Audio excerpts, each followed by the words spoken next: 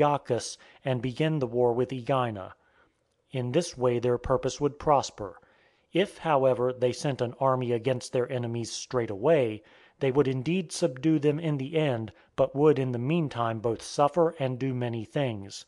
When the Athenians heard this reported to them, they marked out for Iacchus that precinct which is now set in their marketplace, but they could not stomach the order that they must hold their hand for 30 years, seeing that the Aeginetans had dealt them a foul blow.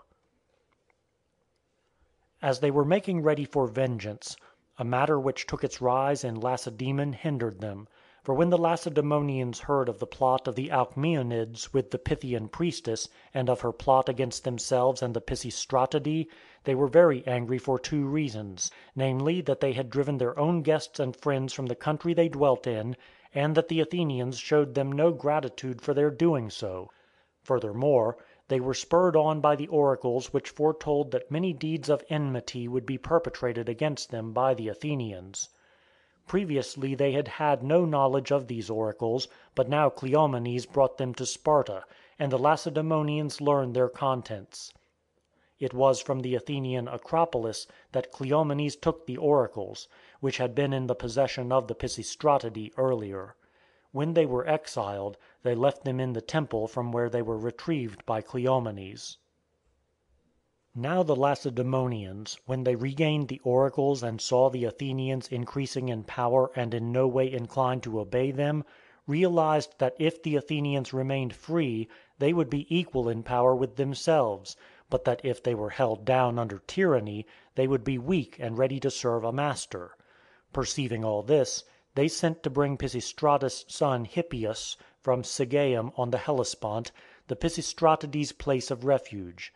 When Hippias arrived, the Spartans sent for envoys from the rest of their allies and spoke to them as follows: "Sirs, our allies, we do acknowledge that we have acted wrongly. For, led astray by lying divinations, we drove from their native land men who were our close friends and promised to make Athens subject to us. Then we handed that city over to a thankless people which had no sooner lifted up its head in the freedom which we gave it, than it insolently cast out us and our king. Now it has bred such a spirit of pride and is growing so much in power, that its neighbours in Boeotia and Chalcis have really noticed it, and others too will soon recognize their error.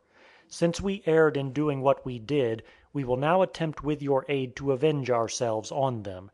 It is on this account and no other that we have sent for Hippias, whom you see, and have brought you from your cities, namely that uniting our counsels and our power, we may bring him to Athens and restore that which we took away." These were the words of the Lacedaemonians, but their words were ill received by the greater part of their allies. The rest then keeping silence, Socles, a Corinthian, said, "In truth heaven will be beneath the earth, and the earth aloft above the heaven, and men will dwell in the sea and fishes where men dwelt before, now that you, Lacedaemonians, are destroying the rule of equals and making ready to bring back tyranny into the cities, tyranny, a thing more unrighteous and bloodthirsty than anything else on this earth. If indeed it seems to you to be a good thing that the cities be ruled by tyrants, set up a tyrant among yourselves first, and then seek to set up such for the rest. As it is, however, you, who have never made trial of tyrants and take the greatest precautions that none will arise at Sparta, deal wrongfully with your allies. If you had such experience of that thing as we have, you would be more prudent advisers concerning it than you are now." The Corinthian state was ordered in such manner as I will show. There was an oligarchy, and this group of men, called the Bacchiadae, held sway in the city, marrying and giving in marriage among themselves. Now Amphion, one of these men, had a crippled daughter, whose name was Labda. Since none of the Bacchiadae would marry her, she was wedded to Eetion, son of Echecrates, of the township of Petra, a Lapith by lineage and of the posterity of Ceneus. When no sons were born to him by this wife or any other, he set out to Delphi to inquire concerning the matter of acquiring offspring. As soon as he entered, the Pythian priestess spoke these verses to him: "Eetion, worthy of honor, no man honors you. Labda is with child, and her child will be a millstone. which will fall upon the rulers and will bring justice to Corinth.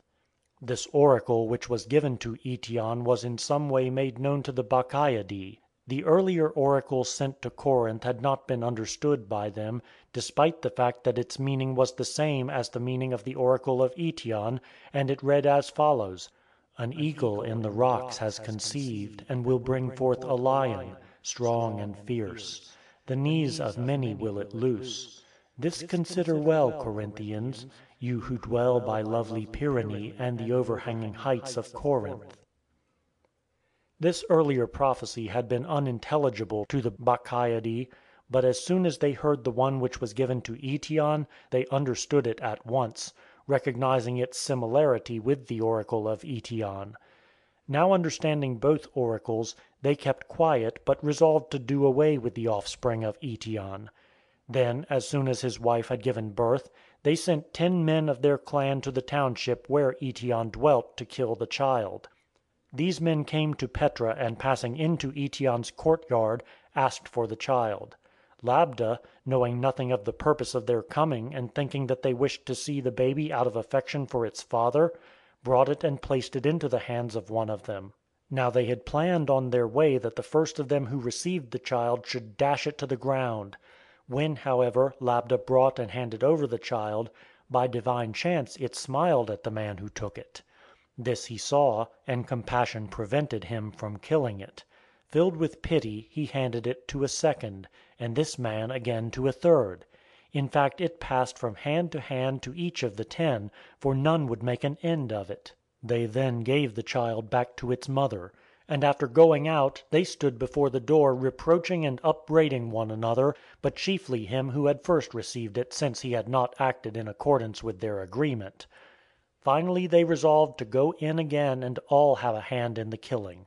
Fate, however, had decreed that Eetion's offspring should be the source of ills for Corinth, for Labda, standing close to this door, heard all this. Fearing that they would change their minds and that they would take and actually kill the child, she took it away and hid it where she thought it would be hardest to find, in a chest, for she knew that if they returned and set about searching they would seek in every place, which in fact they did. They came and searched, but when they did not find it, they resolved to go off and say to those who had sent them that they had carried out their orders. They then went away and said this. Eetion's son, however, grew up, and because of his escape from that danger, he was called Cypselus, after the chest.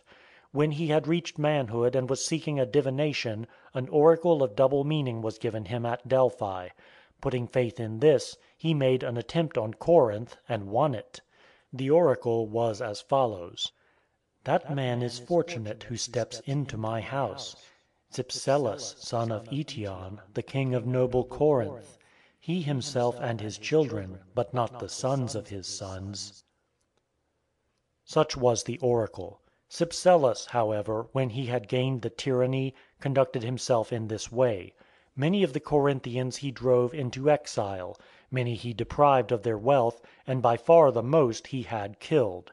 After a reign of 30 years, he died in the height of prosperity, and was succeeded by his son Periander. Now Periander was to begin with milder than his father, but after he had held converse by messenger with Thrasybulus the tyrant of Miletus, he became much more bloodthirsty than Cypselus. He had sent a herald to Thrasybulus and inquired in what way he would best and most safely govern his city. Thrasybulus led the man who had come from Periander outside the town, and entered into a sown field. As he walked through the corn, continually asking why the messenger had come to him from Corinth, he kept cutting off all the tallest ears of wheat which he could see, and throwing them away, until he had destroyed the best and richest part of the crop. Then, after passing through the place and speaking no word of counsel, he sent the herald away. When the herald returned to Corinth, Periander desired to hear what counsel he brought, but the man said that Thrasybulus had given him none. The herald added that it was a strange man to whom he had been sent, a madman and a destroyer of his own possessions, telling Periander what he had seen Thrasybulus do. Periander, however, understood what had been done, and perceived that Thrasybulus had counselled him to slay those of his townsmen who were outstanding in influence or ability, With that he began to deal with his citizens in an evil manner. Whatever